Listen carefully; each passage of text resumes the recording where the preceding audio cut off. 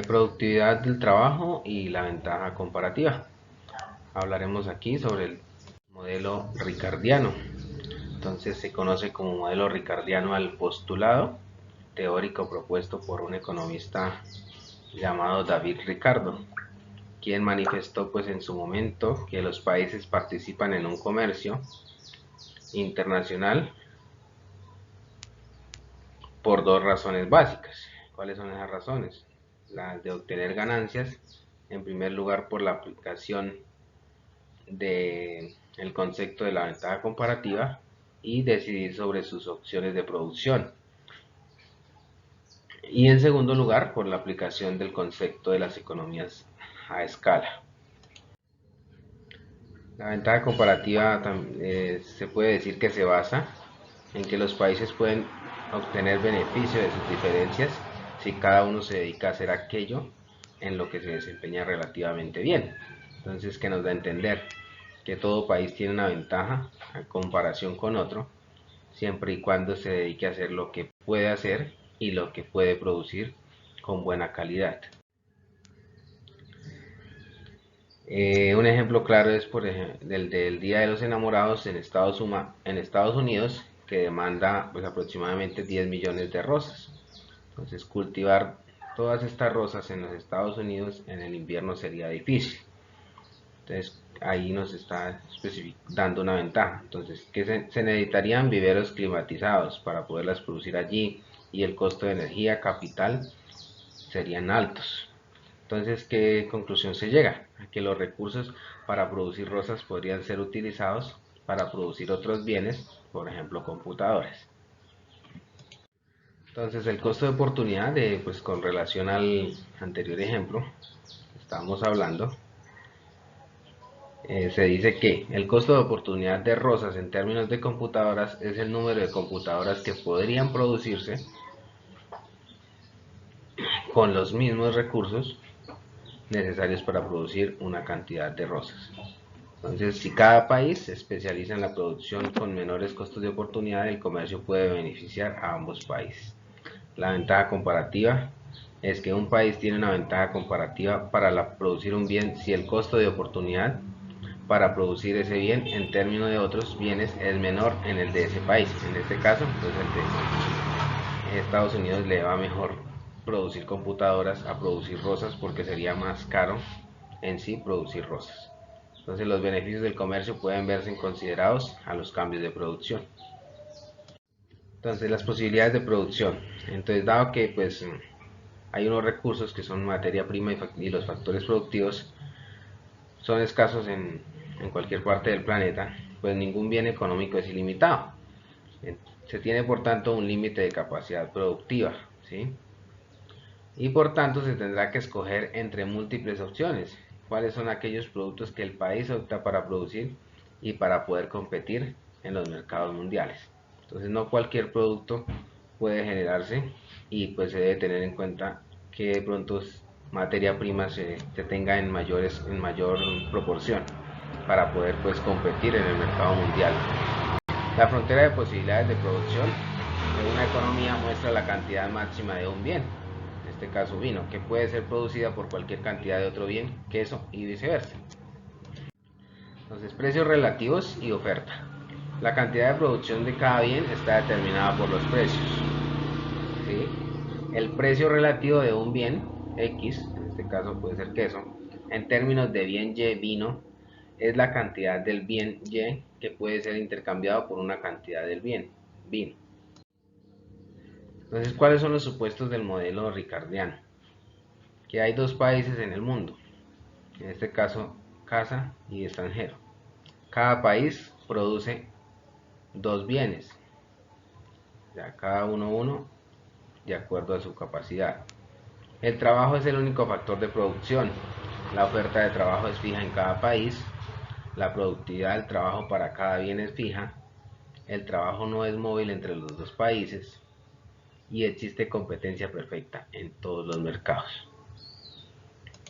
La ventaja absoluta. ¿Qué es en sí la ventaja absoluta? Se enfoca en la producción de más o mejores bienes y servicios que otra persona o empresa, ¿sí? Un país tiene ventaja absoluta en la producción de un bien si tiene un menor requerimiento de unidad de trabajo que el país extranjero en ese bien. Entonces, el patrón de comercio será determinado por el concepto de la ventaja comparativa. La ventaja comparativa en sí, ¿qué es? Es la capacidad de producir bienes y servicios a un menor costo de oportunidad. Entonces, la ausencia de comercio, el precio relativo del queso en casa es menor que el precio relativo del queso en el extranjero. ¿Sí? La casa tiene una ventaja comparativa en queso y lo exportará al extranjero a cambio de vino. Determinando el precio relativo después de comerciar. Igual que para el caso de cualquier bien, los precios de los productos comercializados entre países, es decir, en condiciones de competencia perfecta, son determinados por el mercado. Entonces podemos decir que por la interacción entre las fuerzas de oferta y demanda internacional, pero al incluir el análisis de condiciones de ventaja comparativa entre países, se debe ser un poco cautos, dado que no podría llegar a conclusiones valederas si se tuviera en cuenta el precio de equilibrio para un solo producto, es decir, un análisis de equilibrio parcial. Entonces necesitamos tener en cuenta la interacción entre los diferentes bienes y servicios que ofrece cada país. Las ganancias del comercio. Si un país se especializa de acuerdo a su ventaja comparativa, todos ganan con esta especialización e intercambio. Entonces demostraremos estas ganancias al comercio de dos maneras. Primero, podemos pensar que el comercio es una nueva manera de producir bienes y servicios, es decir, puede ser una tecnología, y en este caso, pues esta tecnología de producción es básicamente ofrecer bienes en los cuales seamos competitivos a cambio de otros bienes donde tenemos menor competitividad. Otra manera de ver las ganancias del comercio es considerar cómo el comercio afecta el consumo de cada uno de estos dos países. La frontera de posibilidad del consumo determina también la cantidad máxima del consumo de un bien que un país puede obtener por una cantidad dada de otro bien. En ausencia de comercio, la curva de posibilidades de consumo es la misma que la curva de posibilidades de producción, y el comercio aumenta la posibilidad del consumo por cada uno de los países. Los salarios relativos. Entonces, debido a que hay diferencias tecnológicas entre los dos países, el comercio de bienes no iguala los salarios entre estos dos países. Es un país con ventaja absoluta en ambos bienes tendrá salarios más altos después de comerciar.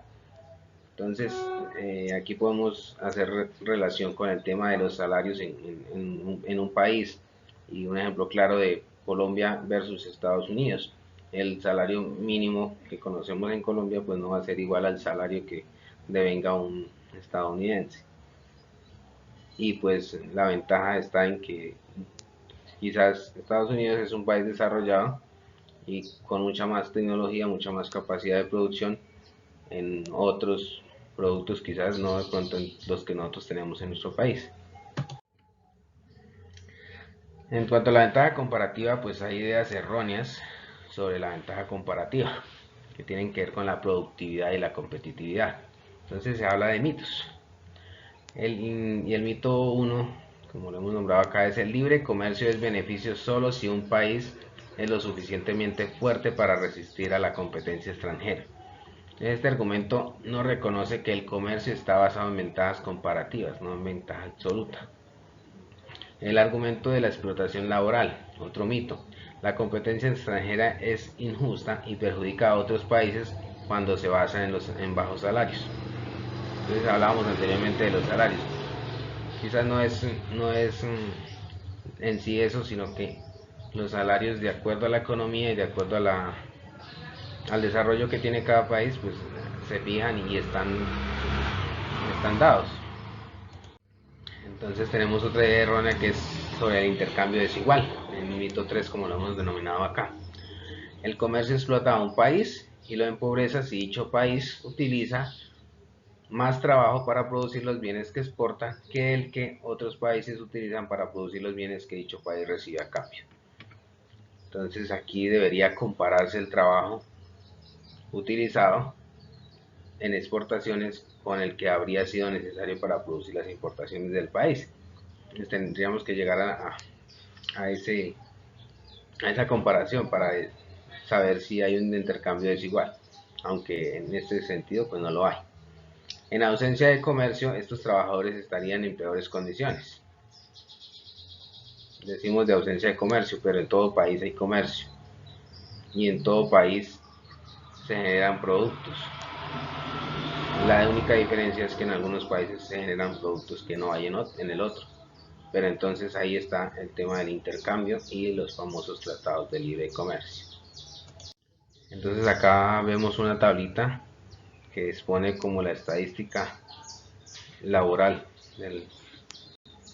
en cuanto a países, y pues compara ahí Estados Unidos, Corea del Sur, Taiwán, Hong Kong y Singapur,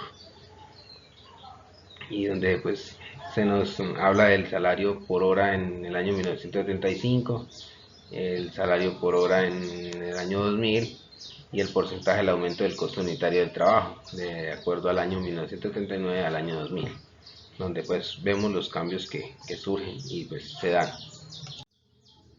Muchas gracias.